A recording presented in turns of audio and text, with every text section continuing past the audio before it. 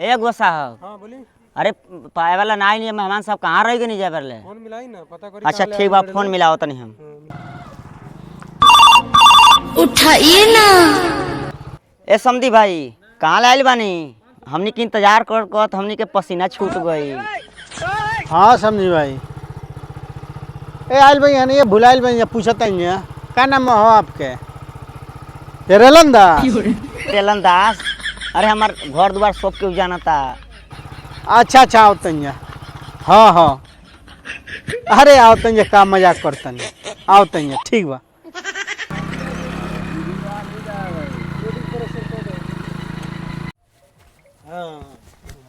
आओ मेहमान जी। चलिए जा बैठी जा, पानी वानी पी जा। तब मेहमान जी ठीक है ना? ठीक है मेहमान जी बैठू जा। कौन दिक्कत परेशानी नहीं है ना? ना कोई दिक्कत परेशानी है, बैठू जा मेहमान जी। आ जा बैठी जा नहीं पर। चल चल आ जा। अरे वो सब नहीं है, जा बैठी जा। ठीक है बैठी। बात तोर पंचो तेरा व्यवस्था बता दीजिए। बैठी जा नहीं ना महाराज एक पर ना हमनी के बैठे हम जा, हमनी कोने भुइया बैठ जाते हैं जा। बैठी जा नहीं ना पर ना बैठी जा। हमनी के पर हमनी के बस के नहीं, हमनी के हेजा बैठे हम जा, हेजा बैठ जाते हैं जा। कहीं समझे भाई आके बढ़ जाए के। ओ है तेरा व्यवस्था होला। अरे हमारी पगड़ी को बढ़ गिरे।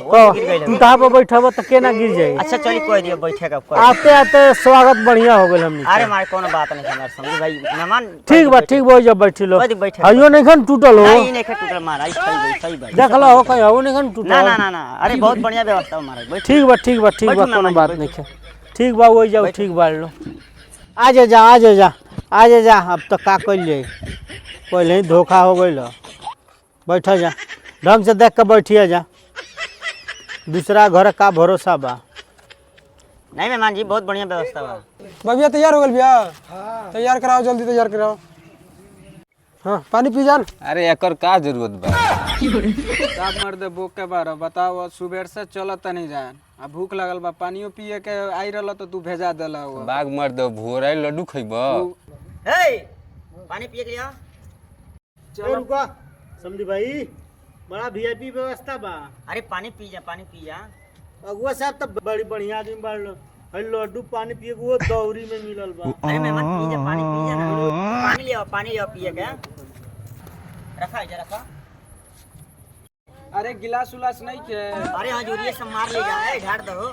बात तोर पंचो ये व्यवस्था के बता। बस समझी भाई अब तो पानी की व्यवस्था हो गई। खाना वाना बाद में खाई जाए, लड़कियां देख लिया जा पहले। खाना का व्यवस्था हम कहाँ कर ले भाई? हाँ का बढ़िया रिश्ता जोड़ ले बार, ना खाना के व्यवस्था ना कुछ के व्यवस्था। हो बुला के लिया हो।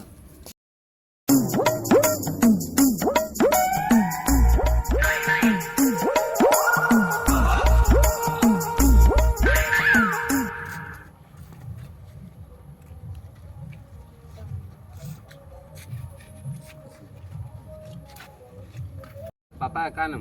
रेलन दास। तेरा माई का नाम? सौदा ठीक बा तो का करेगा? ओके कर दोगे? कर देंगे। लो जा। ठीक बा। तब समझी भाई आगे बात विचार बढ़ो, का मांगू बा? अब बताइए दिला बड़ा तब हमारा ओर से है मालिक बड़ा बूढ़ पुरानिया जानते बड़ा कम चलेला, तो ये बताइए जे का मांग बा। अब आपके लड़की के कोनो दिक्कत होई ना, बस 5 लाख रुपया चाहिए, घर के सफाइया करावे के बा। 5 लाख रुपए। हाँ का हुआ साहब? का हाल होता? कहा होता महाराज, बतियात बटलही बानी। का हो समझी भाई अब वह बताइए, वह मालिक बाड़े। चाहिए बाबू मालिक बनी। और कुछ चाहिए बाबू? ना अब और कुछ होना चाहिए। जब ये लड़कियाँ आई तो ये 4 पहिया गाड़ी चाहिए। मान के चली रउआ के बेटिए के कहीं तबीयत खराब हो गई, कहीं बरसात हो गई, मान के चला आवे जाए के रास्ता सुविधा चाहिए न, दूसरा के भाड़ा पर ना लागत पड़ी, वो खातिर मांगल जाता। हम अपना खातिर नहीं मांगत, रउआ लड़किनी खातिर सुविधा खातिर मांगल जाता। तो सब आए है ना बाबू साहब तन चले होने साहब। हाँ बोली। ये बताई हाँ। रउआ हमसे कुछ कहले ना रहनी, बताइए और कुछ मांगे के बा? ई कुली का मांगाता तना जब लइका कर करें कि सब कुछ बा, गाड़ी बा, घोड़ा बा, घर बा, दुआर बा, ती मंगात काहे खाती बा? सब कुछ बटल ही बा, हम तबो कहत नहीं बाटे। तो रउआ ई तो बात ना कहला नहीं कि दहेज मंगाई, ई का होता ई?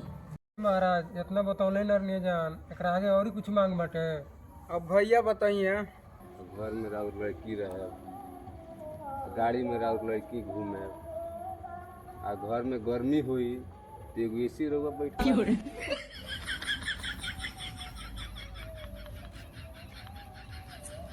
हिंदी भाई और कुछ सिखवाले बनी, वो लोग के मोड़ी पे बड़ा खेला तनी। ना ना हम कुछ नहीं सीखल, जानता बुढ़ैला के बाद बूढ़ लोग के चलेला ना, लड़का जितना माला ओकरे चलेला। और ये कुछ सिखा दी।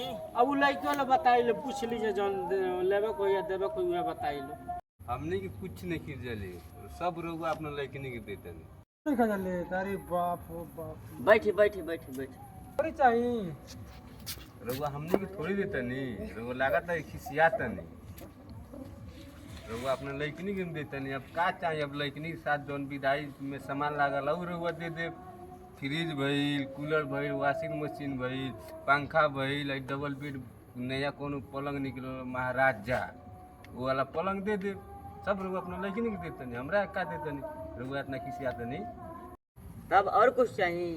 ना ना और कुछ चाहिए तो बताई जा ना, अब सब रहुआ अपना लड़की के देते नहीं। अब समझी भाई, अब बोले सना बतियाए, हाँ अब रउआ से बतियाए। हाँ, अब बताइए रउरो कुछ चाहिए? हमारा तो थोड़ी कुछ चाहिए, हम तो वही लोग के खुशी में हमार खुशी बा, हमारा थोड़ी चाहिए। अगर हमारा के देव तो 5 कट्ठा जमीन हुई तो लड़को के नाम दहेज में। इतना गाड़ी घोड़ा दहेज मांग लो नहीं जा, खेत बाड़ी देखी ना, हम चपरासी के नौकरी करी ले, कौन लैकन के परवरिशी करी ले। देखा तनी हमार पैर भी हमार नहीं है।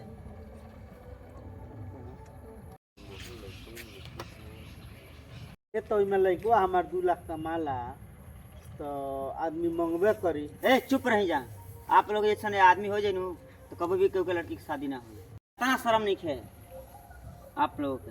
पानी पियोर डांड बा, खाना खियाओ डांड बा, शर्म नाम के चीज नहीं खेल लोग के लगे। भाग यहाँ से, तनी सोना के जूता से मारा लायक बा, तनी के या पैसा लगा सा रिश्ता करावे वाला बाबा तनी के चल जा यहाँ से, भाग जा हमारे द्वार पर से। हम हराम रिश्तेदार लेके आओ तड़े तनी के, तनी से रिश्तेदार तनी घर के फ्री में शादी ना करी। चल जा यहाँ से, भाग जा फटाक दूध के, तनी से रिश्तेदार लेके जूता से मारा लायक बा। चलो सर, चलो सर, जाता ही जा यहाँ से, भाग जा।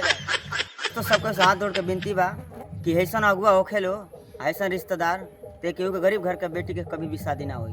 ई मकचूस बाड़े सो आ फिर से दलाल पैसा लेके शादी करावे वाला बाड़े सो। दोस्तों आज के बाद से सब कोई होशियार हो जाओ। नमस्कार, धन्यवाद।